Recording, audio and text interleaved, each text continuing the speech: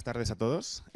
Hoy me gustaría hablaros de la industria de semiconductores, qué relación tiene con la inteligencia artificial y por qué hay una empresa que es la que, en nuestra opinión, más va a capitalizar todo el CAPEX que se hace en esta industria. Como bien sabréis, y creo que todos aquí tendréis acceso a ChatGPT y todas las soluciones de IA que el mercado nos está ofreciendo, esto es solamente el inicio de una revolución que ha venido para quedarse y que poco a poco y en las próximas semanas vamos a empezar a ver los siguientes pasos. Primero, vimos un chatbot a nivel usuario que no tenía ninguna funcionalidad, para luego pasar a una máquina mucho más potente que es el ChatGPT actual, el cual, entre otras cosas, es capaz de generar texto, pero sobre todo, y muy importante, capaz de generar código usable y funcional en cualquier tipo de industria, tanto financiera como de IT, como de cualquier otro aspecto. Pero es que ahora vamos a empezar a ver los agentes, sistemas capaces y autónomos de actuar en nuestro nombre para llevar a cabo determinadas acciones. Esto, juntado a la capacidad de datos que hay y a la capacidad de cómputo, va a requerir que los centros de datos gestionados y construidos por Google, por Meta, por Microsoft o por Amazon, pues tengan una necesidad de hardware cada vez mayor. Ese hardware, al final, entre otras cosas, va a parar a GPUs, a tarjetas gráficas. Pues bien, este aumento de inversión hacia este tipo de dispositivos o de hardware es ahora mismo la punta del iceberg. Si os leéis las noticias, abrís el Financial Times o cualquier periódico financiero, veréis como día tras día están cada vez aumentando más las inversiones en centros de datos a nivel mundial, en Europa, en el sudeste asiático. Están incluso llegando a acuerdos con centrales nucleares para nutrirse de este tipo de energía incesante y barata para entrenar los algoritmos de inteligencia artificial. Y vamos a ver cómo poco a poco va impregnando, si no lo está ya, cada vez más nuestro día a día. El cambio de la IA ha sido básicamente por dos cosas. El primero, por un aumento de datos, que ahora prácticamente somos máquinas andantes de generar datos, desde nuestros dispositivos móviles, nuestro smartwatch, en fin. No paramos de generar datos. Pero es que ha habido otro cambio, que ha sido el poder de cómputo. Y para entender el poder de cómputo hay que entender muy bien qué son los transistores. Los transistores son un interruptor que deja pasar o no deja pasar la información. Son una especie de ceros y unos. Esto se creó en 1947 y poco a poco han ido aumentando la densidad de ellos en los microchips. Empezamos con unos miles, pero es que ahora ya estamos en unos 80.000 millones de transistores que tienen las GPUs más avanzadas de NVIDIA. Esto al final lo que se traduce es en más poder de cómputo, más eficiencia energética y más capacidad para tratar datos. Pues bien, esa ley de Moore lo que dice es que cada 2 años se duplica el número de transistores. Pero bueno, ¿qué es un chip? ¿Qué es un transistor? ¿Qué es todo esto, no? Pues bueno, un chip está compuesto por diferentes partes. Están los transistores, que son instrumentos que dejan o no pasar la corriente, tienen una memoria y tienen las puertas lógicas, además de los procesadores. Entonces, no imaginemos una oblea de un microchip como transistores agolpados ahí, sino que realmente tienen un diseño y una estructura inteligente muy medida para procesar la información que se les da. Entonces, ¿por qué es tan importante al final aquí TSMC? Porque TSMC es la compañía la única en el mundo que consigue varias cosas. La primera, producir microchips en el entorno de 2 y 3 nanómetros. Eso significa mayor densidad de transistores por distancia, o sea, mayor densidad.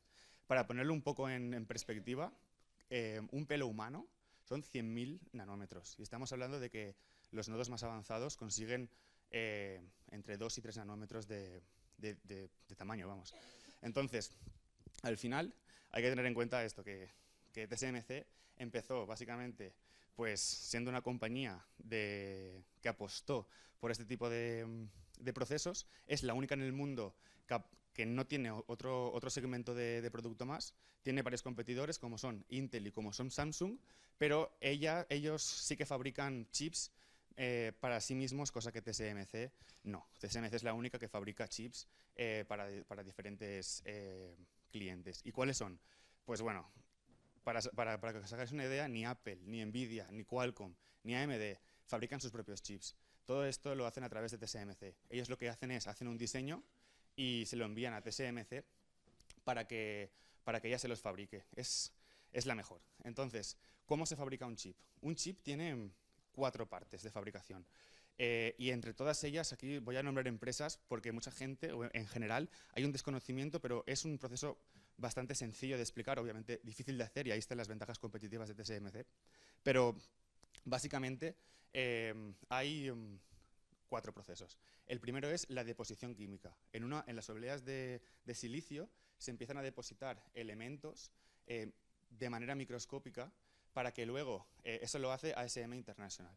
Y luego, con las máquinas de EUV, de ASML, se empiezan a dibujar los patrones en esas obleas. Estamos hablando de precisión milimétrica. Es decir, haciendo un paréntesis, probablemente la manufactura de microchips actual sea el proceso manufacturero más avanzado que la humanidad ha conocido nunca. Luego, una vez esos patrones están dibujados sobre la deposición que se ha hecho en la oblea de silicio, viene lo que viene a ser el etching, que es el grabado. Es decir, es retirar parte de ese material depositado para crear los transistores. Y luego hay un cuarto proceso, que es el empaquetado. Y esto es muy importante porque al final, como decía antes, en la ley de Moore, cada 2 años se duplicaba el número de transistores. Es decir, lo que hacían era miniaturizarlos, hacerlos cada vez más pequeños y más pequeños para conseguir en el mismo espacio pues conseguir más número de ellos, ¿no? Pero claro, al final eso tiene un límite. Y ahora lo que se está haciendo es una cosa totalmente novedosa, que es en vez de implementarlos de manera horizontal, implementarlos de manera vertical.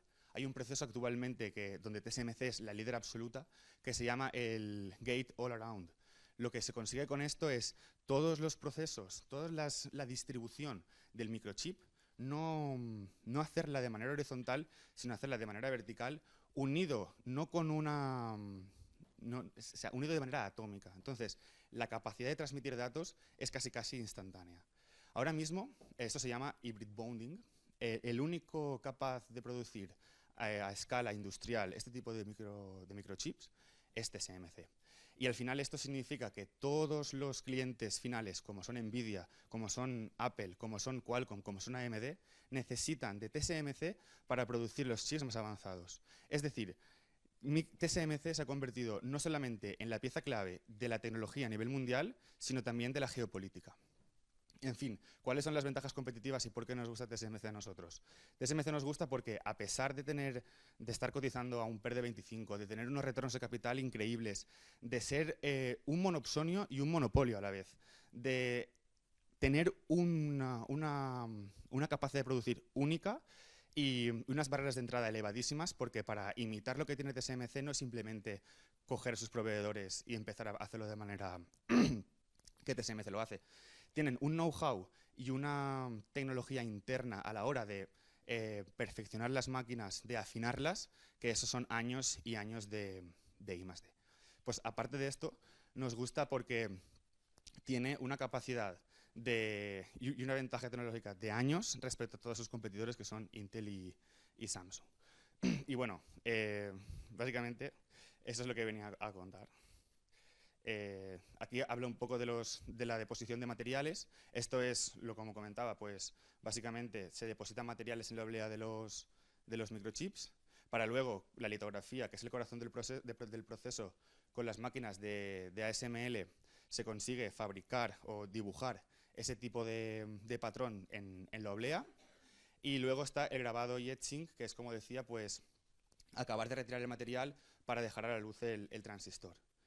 Y bueno, este es el proceso, ¿no? Luego, limpieza y metrología y el empaquetado avanzado, que esto es donde me he detenido antes para explicar tanto el CoWoS como el hybrid bonding de TSMC, ¿no? Bien, en cuanto a nanómetros, pues bueno, hay muchos nodos, están los nodos maduros de 7 nanómetros que se utilizan para un montón de cosas, desde lavadoras, para coches. Al final, donde más se está invirtiendo dinero ahora son en 3 nanómetros y los 2 nanómetros que llegarán en 2028, pero claro, al final la la tasa de acierto, que esto es muy importante, conforme se avanzan los nodos, es cada vez menor. Es decir, conforme se fabrican nodos más pequeños, esa tasa de acierto disminuye, es decir, cada vez se hacen chips que son defectuosos y el coste aumenta. Entonces, al final, aquí se necesita mucha inversión para continuar disminuyendo en los nanómetros, ¿no? En cuanto a clientes claves, pues ya lo he comentado, están Nvidia, AMD, Qualcomm, entre otros. Y además, yo creo que, en mi opinión, que TSMC ha empezado a cotizar o estaba cotizando a múltiplos bajos porque tiene un riesgo geopolítico pues importante, ¿no? Porque al final TSMC, el 90% de los microchips los fabrican en Taiwán. Y claro, eso al final representa un riesgo porque dentro de China tienen la voluntad de conseguir lo que llaman ellos la Gran China, porque Taiwán es un reducto de la guerra que tuvieron, donde el bando perdedor se fue a Taiwán. Entonces, pues China continental tiene la intención de en algún momento conseguir la Gran China, ¿no? Pero bueno, TSMC está consiguiendo desagregar ese riesgo, abriendo plantas en Arizona, en Japón, en Europa, e incluso la propia SML ha dicho que en el momento de que China invadiese Taiwán, podrían parar toda la producción en ese momento, permitiendo que la propiedad intelectual no cayese en manos de China continental. En fin, como comentaba, ha disminuido su riesgo geopolítico y poco más, la verdad, y eso ha sido.